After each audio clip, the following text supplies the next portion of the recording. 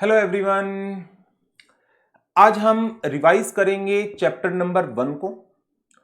Chapter 1 की detailed discussion हम अपनी रेगुलर क्लासेस के अंदर ले चुके हैं, जिसमें हमने चैप्टर 1 के दोनों मेन सेक्शंस को, सेक्शन 1 एंड सेक्शन 2 को डिटेल में डिस्कस किया था और उसके जितने भी डिस्क्रिप्टिव क्वेश्चंस हैं, चाहे वो इंस्टीट्यूट के स्टडी मटेरियल के थे, आरटीपीस के थे, एमटीपीस के थे, पास्ट एग्जाम्स के थे, उन सबको हमने ऑलरेडी डिस्कस कर लिया है। नाउ अब इस सेशन के अंदर हम इन कॉन्सेप्ट्स को जो इंपॉर्टेंट है एग्जाम पॉइंट ऑफ व्यू से, उनको क्विकली रिवाइज करेंगे। रिवीजन का ऑब्जेक्टिव है एग्जाम ओरिएंटेड अप्रोच।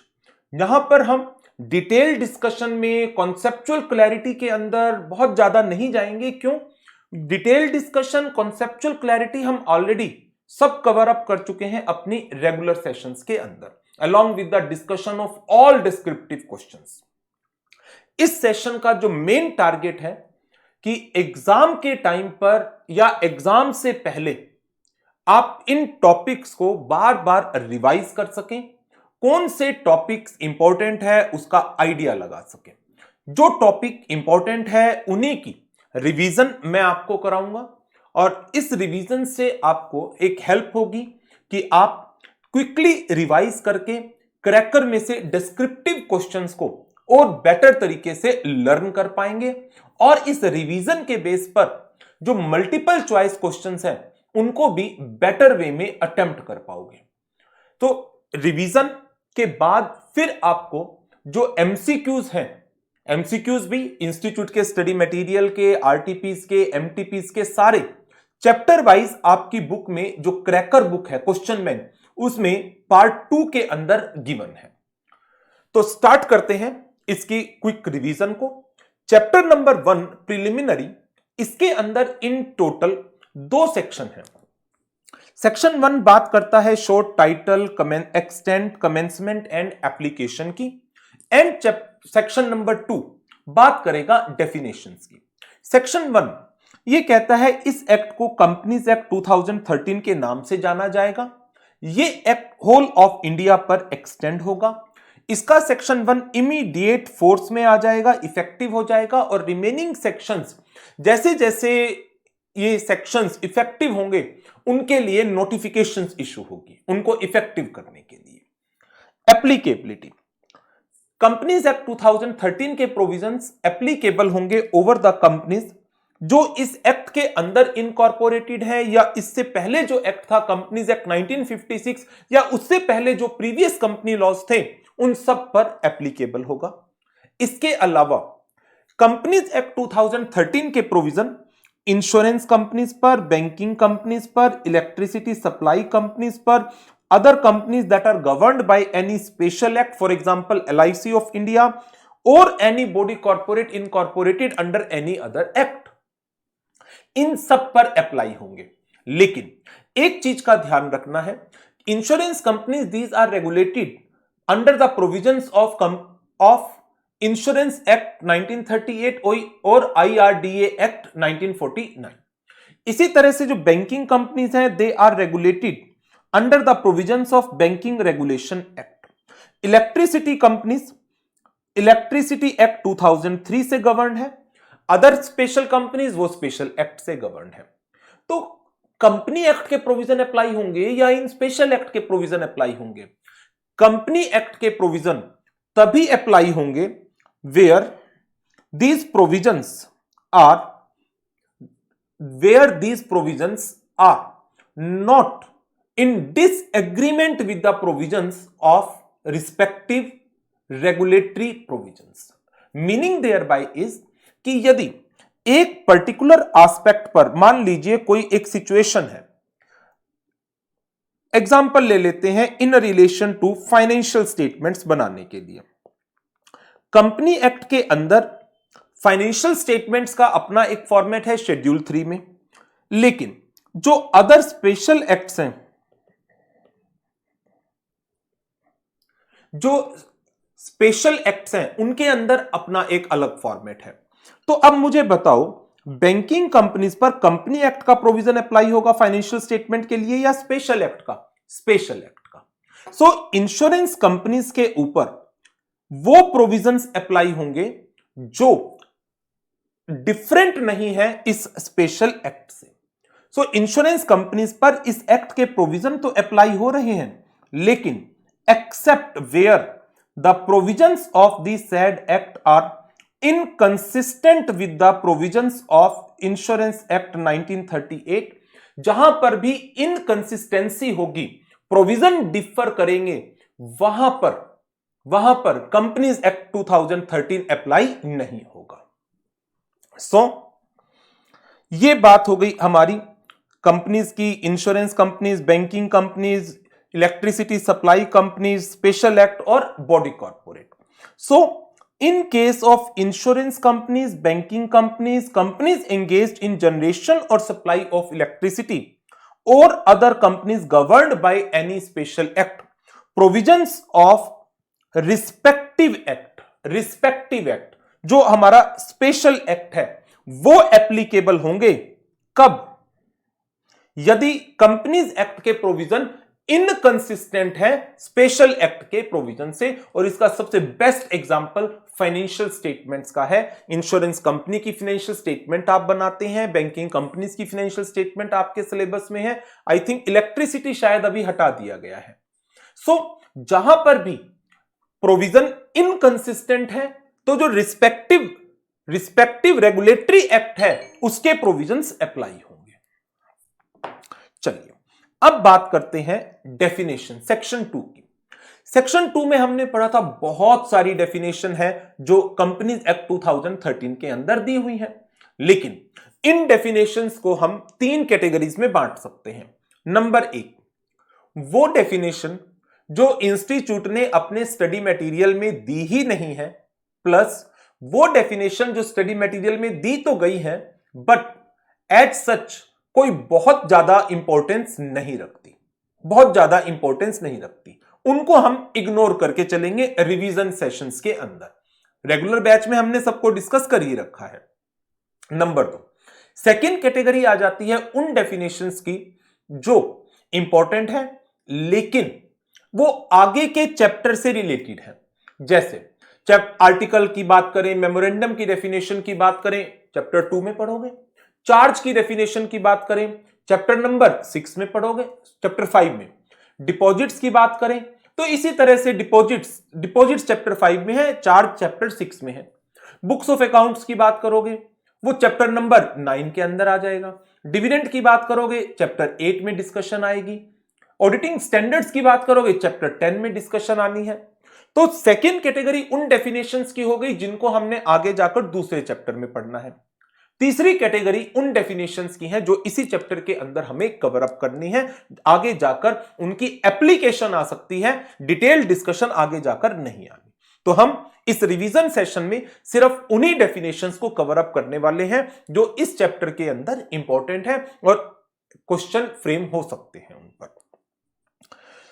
सो पहली डेफिनेशन इस कैटेगरी की वो है एसोसिएट कंपनी की।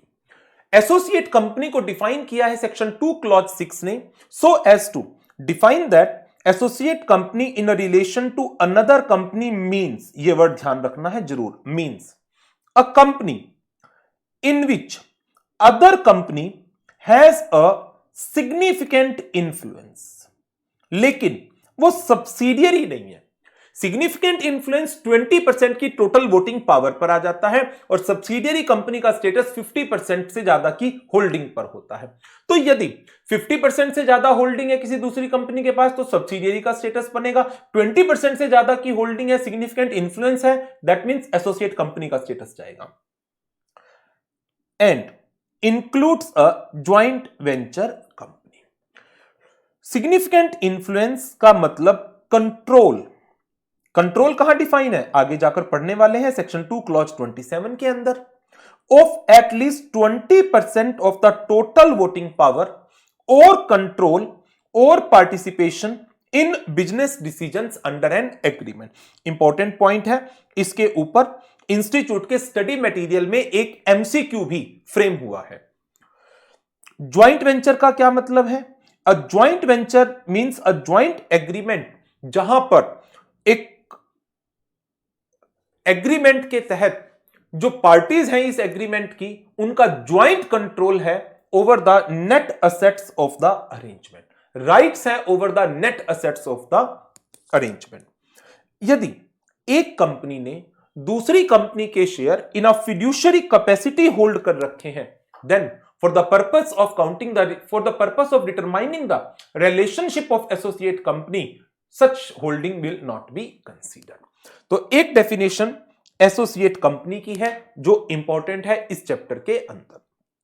आगे next definition, body corporate. The term body corporate और corporation includes a company that is incorporated outside India but does not include a cooperative society that is registered under the law relating to cooperative society or any other body corporate which the central government may by notification specify in this behalf। ये definition दोनों important हैं but chapter 9 में पढ़ने वाले हैं। Branch office chapter 10 में पढ़ेंगे, called up capital chapter 4 में पढ़ेंगे, चार्ट चैप्टर 6 में पढ़ेंगे, चार्टर्ड अकाउंटेंट चीफ एग्जीक्यूटिव कोई भी एज सच इंपॉर्टेंट नहीं है। कंट्रोल सेक्शन 2 क्लॉज 27 ये कहता है कंट्रोल से हमारा क्या मतलब है? Control shall include the right, किस चीज का?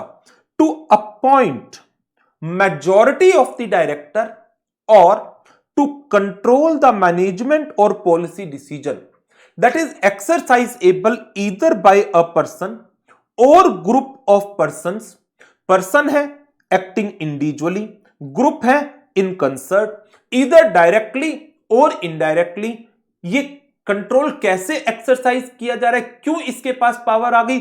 Due to the share holding और any management right or shareholding agreement or voting agreement or in any other manner। so एक पर्सन को हम कहेंगे कि ये पर्सन या group of person control exercise कर रहे हैं कंपनी के ऊपर due to shareholding. Shares है मेरे पास, शेयर से तो मेरे पास वोटिंग राइट्स है कंपनी के, तो I can control the decisions of the company. So यदि कंट्रोल की हम बात करें तो सिग्निफिकेंट इन्फ्लुएंस की डेफिनेशन के अंदर ये वर्ड यूज किया गया था कि जो टर्म सिग्निफिकेंट इन्फ्लुएंस है it means control of at least 20% of the total voting power. तो यदि आप 20% से ज्यादा की वोट 20% या उससे ज्यादा का वोटिंग राइट्स रखते हैं, that means you are able to exercise the control over the policy decisions of the company. Next definition, financial statement.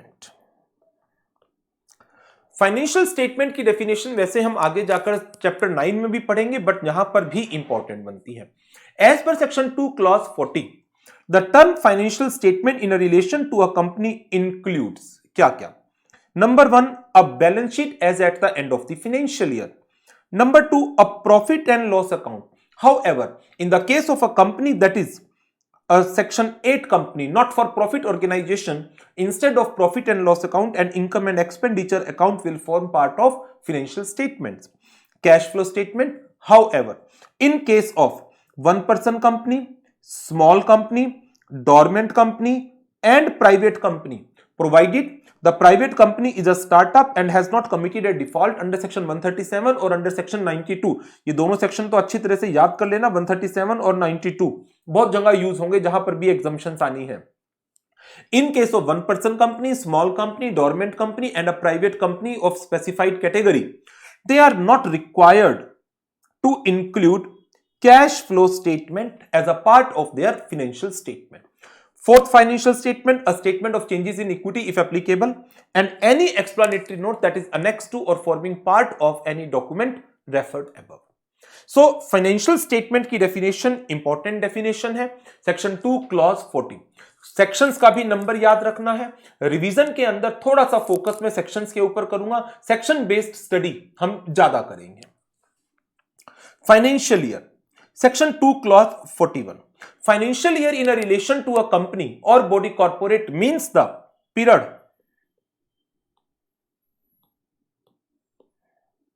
ending on 31st day of March every year. However, if the company is incorporated on or after the first day of January of the year, then financial year means the period ending on 31st day of March of the following year. अगले साल की 31st March. That means मान लीजिए एक company 15th of January 2022 को incorporate हुई है, तो इसका फाइनेंशियल ईयर जो पहला फाइनेंशियल ईयर होगा that will be up to 31st of March 2023. Now, on an application made by a company or a body corporate which is a holding company or a subsidiary company or a associate company or a company incorporated outside India, holding, subsidiary, associate, foreign company, यदि इनको एक different financial year follow करने की जरूरत है for the purpose of consolidation of their accounts. Consolidation of accounts क्या है chapter 9 में बताऊंगा, नहीं पता तो, बट वैसे अकाउंट्स में मैं मानकर चल रहा हूं आपने कंसोलिडेशन का चैप्टर पढ़ा होगा, ग्रुप 2 के एडवांस अकाउंट्स में है आई थिंक वो. सेंट्रल गवर्नमेंट में if it is satisfied allow any period as its financial year whether और not that period is a year. Now अब एक चीज का और ध्यान रखिएगा कि जब हम इन कॉन्सेप्ट्स को पढ़ते हैं, इन कॉन्सेप्ट को पढ़ने के बाद जब हम एमसीक्यूज में जाएंगे, आप इंस्टीट्यूट की बुकलेट से जो हमने एमसीक्यू चैप्टर वाइज कंपाइल किए हैं कंपेयर करेंगे तो आपको कुछ क्वेश्चंस में डिफरेंस मिलेगा. ये डिस्कशन मैं बीच में ले आया क्योंकि जस्ट इसी के ऊपर ही एक डिफरेंस है. कई बार क्या होता है लॉ के प्रोविजंस चेंज हो जाते हैं, लेकिन इंस्टीट्यूट की वो जो बुकलेट है वो 2021 की इशूड है, उसमें कोई चेंज नहीं किया इंस्टीट्यूट ने एमसीक्यू बुकलेट में, लेकिन देयर आफ्टर कुछ चेंजेस हो गए हैं, प्रोविजंस चेंज हुए हैं, तो उनकी अकॉर्डिंग एमसीक्यूज के आंसर भी चेंज होंगे. या तो उनके क्वेश्चंस की ऑप्शंस चेंज हो या फिर आप उनके आंसर्स को चेंज करें.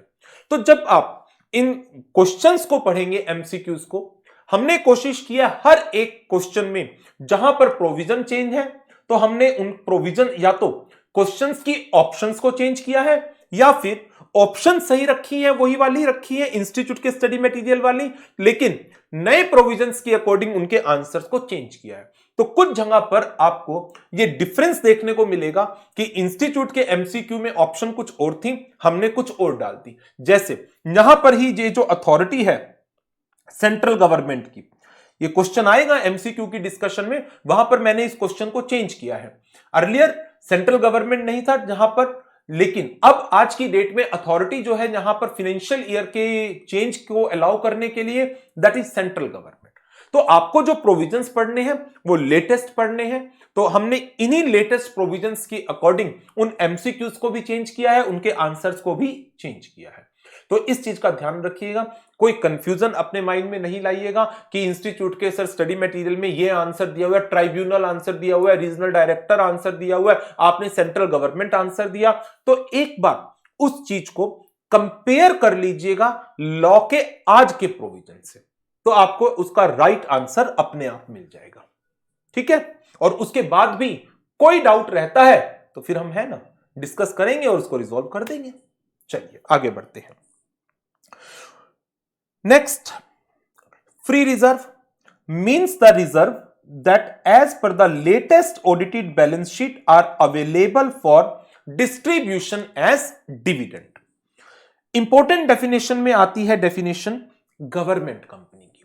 Government company means any company जिसका कम से कम 51% पेड अप शेयर कैपिटल, 51%. ध्यान रखिएगा, जब आप होल्डिंग सब्सिडियरी में जाते हैं मोर देन 50 की बात होती है, लेकिन जब आप गवर्नमेंट कंपनी में रहते हैं तो डेफिनेशन में 51% of the paid up share capital की बात की गई है.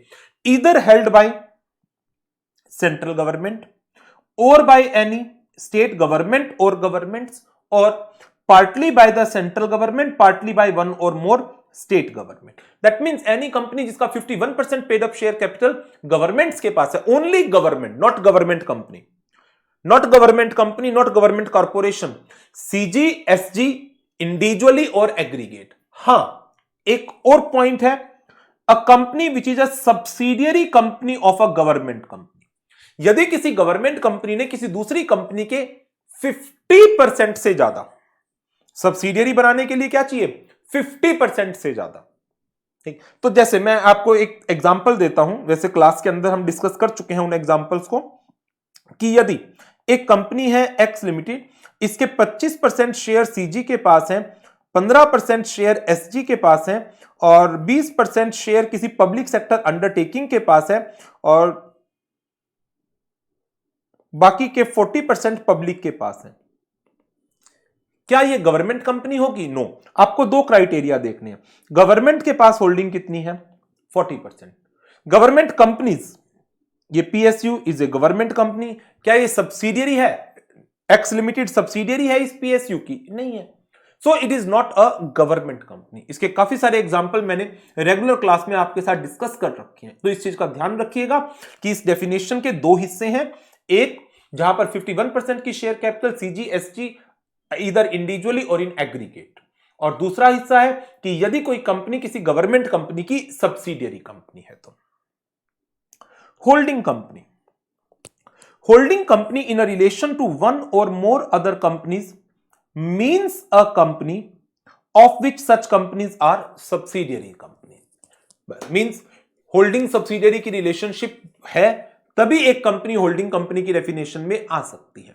So in a relation to one or more companies means a company of which such companies are subsidiary companies.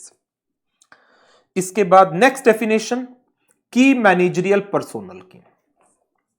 The term key managerial personnel in a relation to a company means chief executive officer, managing director or manager of the company, company secretary, whole-time director, CFO, other officer not more than one level below the directors of the company who are in the whole-time employment of the company designated as key managerial personnel by the board and such other officer as may be prescribed। ये definition पूछी जा सकती है 2 marks के लिए, तो इस definition को लर्न करना है। इसकी डिटेल सीएफ फाइनल में जाकर के बहुत अच्छी तरह से इसकी डिटेल पढ़नी होगी, पूरा चैप्टर है इसके ऊपर। Listed company, as per section 2 clause 52, listed company means a company जिसकी सिक्योरिटीज लिस्टेड है on a recognised stock exchange. However companies जिन्होंने लिस्टिंग करा रखी है या इंटेंशन है लिस्टिंग कराने की, लेकिन सेबी ने उनको लिस्टेड कंपनी, सेबी की कंसल्टेशन में गवर्नमेंट ने उनको लिस्टेड कंपनी की डेफिनेशन में नहीं रखा। इसके लिए रूल नंबर 2A जो है company specification of definition details rule 2014 आपको हेल्प करेगा इस चीज को समझने में कि कंपनी की सिक्योरिटी लिस्टेड तो है एक स्टॉक एक्सचेंज पर, बट उसके बावजूद हम उसको लिस्टेड कंपनी की कैटेगरी में नहीं रख रहे। कौन कौन सी हैं ये कंपनीज? पब्लिक कंपनी जिन्होंने अपने इक्विटी शेयर की लिस्टिंग नहीं करा रखी है। इक्विटी शेयर की लिस्टिंग नहीं है, लिस्टिंग किसकी करा रखी है? नॉन कन्वर्टिबल डेट सिक्योरिटीज की on private placement basis, non convertible redeemable preference shares की on a private placement basis, या दोनों, नॉन कन्वर्टिबल डेट सिक्योरिटीज या non convertible redeemable preference shares, दोनों में से कोई भी या दोनों on private placement basis. Private placement basis के प्रोविजन हम चैप्टर नंबर 3 में जाकर के पढ़ेंगे, prospectus and allotment of securities, section 42। Private companies जिन्होंने अपने नॉन कन्वर्टिबल डेट सिक्योरिटीज को प्राइवेट प्लेसमेंट के थ्रू लिस्ट करा रखा है। इक्विटी तो लिस्ट हो ही नहीं सकती प्राइवेट कंपनी की। पब्लिक कंपनी जिन्होंने अपनी इक्विटी की लिस्टिंग नहीं करा रखी on a recognised stock exchange, but equity shares are listed on a stock exchange in a jurisdiction as specified in section 23(3). इसकी डिस्कशन हम आगे जाकर प्रोस्पेक्टस वाले चैप्टर के अंदर ही कवर अप करेंगे, ये वाले पॉइंट को। सो लिस्टेड कंपनी की डेफिनेशन में कंपनीज जिनकी सिक्योरिटीज लिस्टेड है ऑन वन और मोर रिकॉग्नाइज्ड स्टॉक एक्सचेंज, लेकिन कुछ सिक्योरिटीज लिस्ट होने के बावजूद भी एक कंपनी जो है वो लिस्टेड कंपनी की डेफिनेशन में नहीं आएगी। क्यों नहीं आएगी? उसके कुछ एग्जांपल भी मैंने आपको रेगुलर क्लास में दिए थे, वो यदि एक बार और समझने हो तो आप रेगुलर क्लास को देख सकते हो, बट अभी रिवीजन में उस डिटेल डिस्कशन के अंदर हम नहीं जाएंगे। जो एग्जांपल्स हम रेगुलर बैचेस के अंदर लेते थे, तो उन सारे एग्जाम्पल्स को तो हम यहां पर कवर नहीं कर सकते। रिवीजन सेशन का ऑब्जेक्टिव सिर्फ और सिर्फ यह है कि हां, इन कॉन्सेप्ट को हम एक बार क्विक रिवीजन के साथ कवर अप कर लें। नेक्स्ट, मैनेजर की डेफिनेशन, मैनेजिंग डायरेक्टर की डेफिनेशन एज सच कोई रिक्वायर्ड नहीं है, फाइनल में जाकर डिटेल में पढ़ेंगे। Member in a relation to a company means, number 1, जो पर्सन जिन्होंने कंपनी के मेमोरेंडम को सब्सक्राइब किया है और एग्री किया है to become member of the company, on the registration of the company they shall be entered as the member in the register of the member even if उन्होंने subscription money company को नहीं दी है। Every other person who agree in writing to become a member of the company, जिसका name company के register of member में enter कर दिया गया। Every person holding shares of the company and name is entered in the beneficial owner in the records of a depository, demat shares के case में। तो ये डेफिनेशन वैसे तो कभी आज तक आई नहीं है, बट फिर भी ठीक, ये डेफिनेशन अपने आप में थोड़ी सी इंपॉर्टेंस रखती है। डिटेल्ड डिस्कशन इसकी हम जब मेंबरशिप का टॉपिक पढ़ेंगे उसमें लेंगे। नेटवर्थ, ये डेफिनेशन काफी जगह यूज होगी। नेटवर्थ का मतलब क्या है? In a relation to a company means aggregate of paid up share capital, free reserve, security premium account, profit and loss account का debit credit balance after deducting aggregate of accumulated losses, deferred expenditure, miscellaneous expenditure not written off but does not include the reserve that is created out of revaluation of assets or write back of depreciation or amortizations. Next definition, officer who is in default. As per section 2 clause 60, for the purpose of the provisions of this act, the term officer in default means any of the following officer: whole time directors of the company, key managerial personnel of the company, यदि company में कोई की managerial personnel नहीं है, such director as specified by the board in this behalf and given their consent in writing to the board to such specification। KMP नहीं है लेकिन board ने उनको ये स्पेसिफिकेशन दी है, उन्होंने कंसेंट भी दिया है। लेकिन यदि इस तरीके से बोर्ड ने किसी डायरेक्टर को स्पेसिफाई नहीं किया, then all the directors will be considered as officer in default.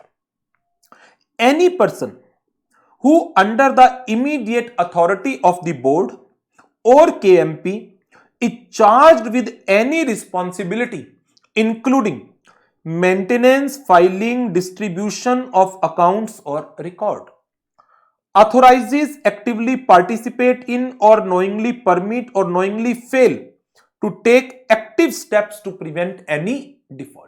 सो जो पर्सन बोर्ड या केएमपी की अथॉरिटी के अंदर रिस्पॉन्सिबिलिटी ले रहा है फॉर द मेंटेनेंस, फाइलिंग और डिस्ट्रीब्यूशन ऑफ अकाउंट्स और रिकॉर्ड, और ऑथोराइज और actively participates to take the active steps to prevent such defaults. Any person जिसकी एडवाइस पर, डायरेक्शंस पर, इंस्ट्रक्शंस पर board of directors is accustomed to act, other than a person जो professional capacity में advice दे रहा है। Every director, in a respect of a contravention of any of the provisions of this act, who is aware of such contravention by virtue of receipt by him of any proceedings of the board or participation in such proceedings without objecting, means जो person board meeting को attend कर रहा है और participate कर रहा है लेकिन ऑब्जेक्शन नहीं उठा रहा किसी गलत चीज पर, ऑफिसर इन डिफॉल्ट। या मीटिंग में पार्टिसिपेट नहीं किया लेकिन उसके पास मिनट बुक्स की कॉपी है, उसने साइन किया है, देन आल्सो मिनट बुक के अंदर सब चीजें लिखी होती हैं, आपने ऑब्जेक्शन नहीं उठाई, that means you are officer in default. In respect of issue और transfer of any share, the share transfer agents, registrars and merchant bankers to the issue of और ट्रांसफर। तो ये डेफिनेशन एज सच लर्न करनी है, officer who is in default. Next definition, private company. Private company means a company having a minimum paid up share capital, जो prescribe नहीं है आज की डेट में, जो अपने आर्टिकल्स के थ्रू रेस्ट्रिक्शन लगा रही है on right to transfer the shares, except in case of one person company, limits the number of members to 200 and prohibit any invitation to the public to subscribe for any securities of the company. However, for the purpose of computing this number of members to 200, if two or more persons hold one or more shares in a company jointly, they will be considered as a single member. The person who are in the employment of the company or formerly they were in the employment of the company were the members of the company while in that employment, and after cessation of employment they continue their membership, they shall not be counted as in the number of members.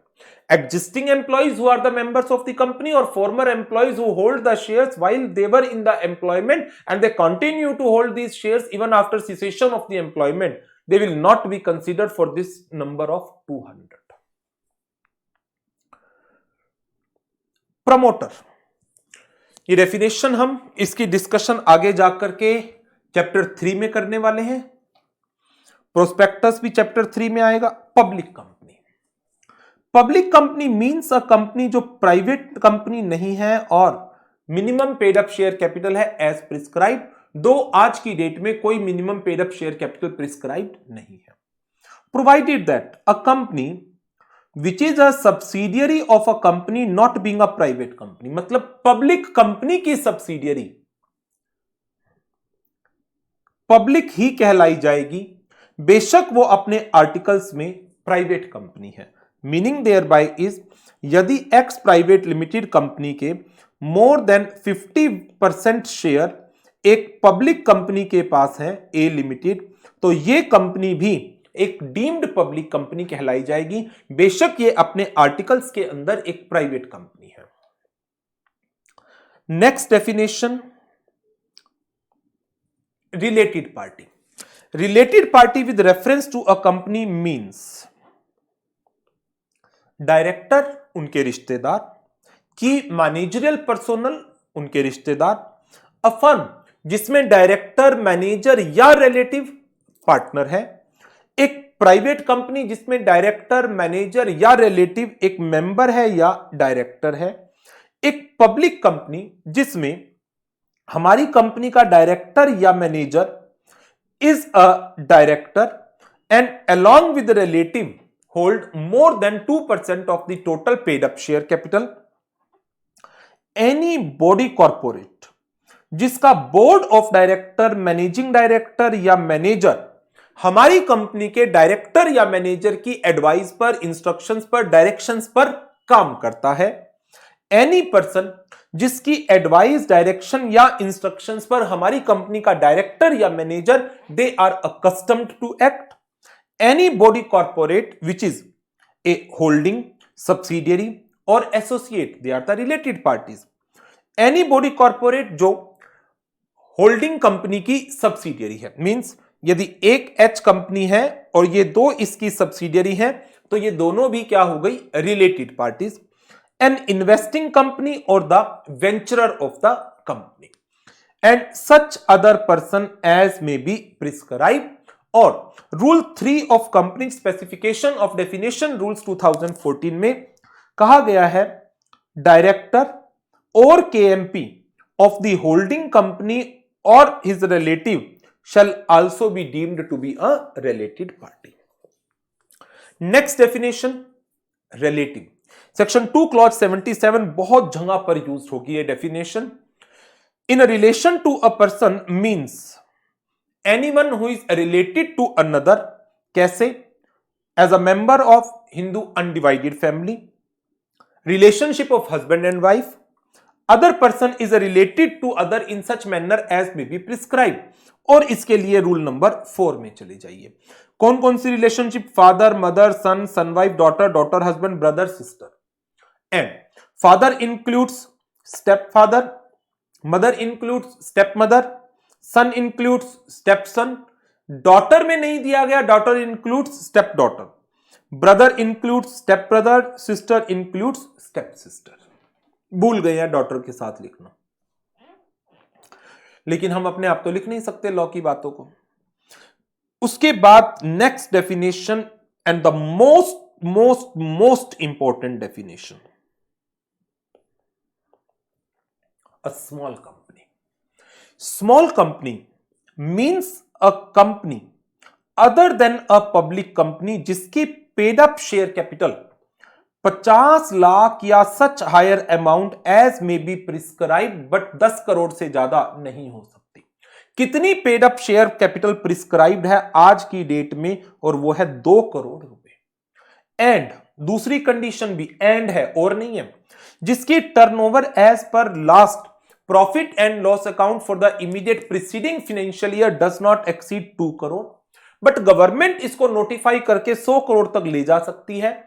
अभी turnover कितनी बताई है? 20 करोड़ की। तो एक company जो public company नहीं है, जिसकी पेड अप कैपिटल 2 करोड़ से नीचे है एंड टर्नओवर 20 करोड़ से नीचे है, वो स्मॉल कंपनी होगी। हाउएवर, यदि एक कंपनी होल्डिंग या सब्सिडियरी की डेफिनेशन में फॉल कर जाती है, या वो सेक्शन 8 कंपनी है, या वो एक बॉडी कॉर्पोरेट है which is governed bye A special act, वो कभी भी स्पेशल कंपनी की डेफिनेशन में नहीं आ सकती। बहुत बहुत इंपॉर्टेंट टॉपिक है और बहुत सारे क्वेश्चंस के आंसर को चेंज कर दिया। कैसे चेंज कर दिया? अर्लियर जो लिमिट थी वो 50 लाख और 2 करोड़ की कंसीडर होती थी, लेकिन अब रूल नंबर 2 सब rule 1 clause T of company specification of definition detail rule 2014 में इस लिमिट को पेड अप कैपिटल के केस में 2 करोड़, टर्नओवर के केस में 20 करोड़ कर दिया गया। इसका बहुत जगह पर इफेक्ट आया है, बहुत जगह पर। कुछ प्रोविजंस तो एज सच रिडंडेंट ही हो गए इस डेफिनेशन के चेंज होते ही। आगे जाकर डिस्कस करूंगा। ऐसा एक स्पेशल प्रोविजन ऑडिट के अंदर है, कारो के चैप्टर में, कंपनीज ऑडिटर रिपोर्ट ऑर्डर में, लेकिन वो लेटर ऑन डिस्कस करेंगे। Subsidiary company as per section 2 clause 87, subsidiary company in a relation to other company means a company in which the holding company either control the composition of board of director। Important definition है, याद रखना। ये holding की, subsidiary की, associate की, ये और control की definition, 4 definition, holding, subsidiary, associate, control. और एसोसिएट में ही डेफिनेशन दी गई है सिग्निफिकेंट इन्फ्लुएंस की प्लस ज्वाइंट वेंचर की। ये 5 पॉइंट बहुत इंपॉर्टेंट है कुछ चैप्टर्स के लिए। अकाउंट्स में कंसोलिडेशन ऑफ फाइनेंशियल स्टेटमेंट का चैप्टर है, ऑडिट के अंदर ऑडिट है कंसोलिडेटेड फाइनेंशियल स्टेटमेंट की। तो यदि ये प्रोविजन याद होंगे देन ओनली आप अकाउंट्स को बेटर वे में समझ पाएंगे और ऑडिट के अंदर आप उन कंसोलिडेटेड फाइनेंशियल स्टेटमेंट्स की एग्जामिनेशन कर पाएंगे। सो सब्सिडियरी कंपनी, एक कंपनी कैसे सब्सिडियरी बन सकती है दूसरे की? एक कंपनी है एच और दूसरी कंपनी है एस। यदि एच कंपनी के पास कंट्रोल है किस चीज का? Composition of board of director of S limited, कि एस लिमिटेड के बोर्ड ऑफ डायरेक्टर्स में अपॉइंटमेंट करने का, डायरेक्टर्स को अपॉइंट करने का राइट है एच के पास, या S Limited holds more than 50% of the shares of the subsidiary company S Limited either directly or through the other companies. So, subsidiary company means a company in which the holding company control the composition of the board of director or control more than 50% of the total voting power, either its own or together with one or more of its subsidiary companies। That means यदि एक company है ए, दूसरी है B, तीसरी है सी, B के पास सी के 60% share हैं, ए के पास बी के 60% शेयर हैं, तो सी जो है बी की सब्सिडियरी हो गई, ए जो है बी की होल्डिंग हो गई, और इनडायरेक्ट होल्डिंग के कारण ए होल्डिंग बनेगी किसकी, सी की।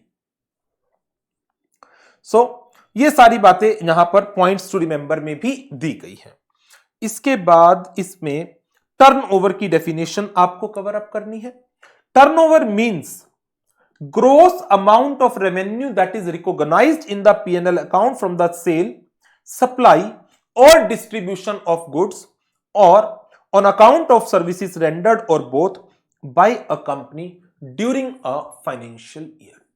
So ये डेफिनेशन थी जो इंपॉर्टेंट थी। क्वेश्चंस हम सारे के सारे ऑलरेडी डिस्कस कर चुके हैं, और ये लास्ट में एक चार्ट भी टेबल दी गई है जिसमें आज तक के, अब तक के, जब मैं इस सेशन को रिकॉर्ड कर रहा हूं, सारे क्वेश्चंस जो एग्जाम में आए हुए हैं उनको कवर अप किया गया है।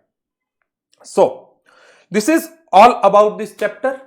जो डेफिनेशन इंपॉर्टेंट है, holding, subsidiary, associate, control, significant, influence, financial year, financial statement, turnover, net worth, small company, private company, public company, ये कुछ लगभग 14-15 डेफिनेशंस है जो बहुत इंपॉर्टेंट डेफिनेशंस है।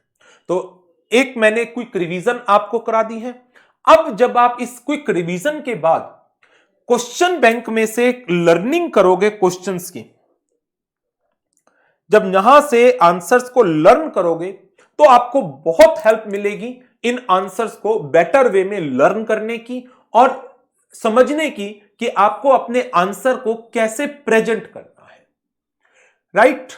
सो this is all for this session, और मुलाकात करेंगे अब नेक्स्ट क्लास में। Thank you very much and good bye.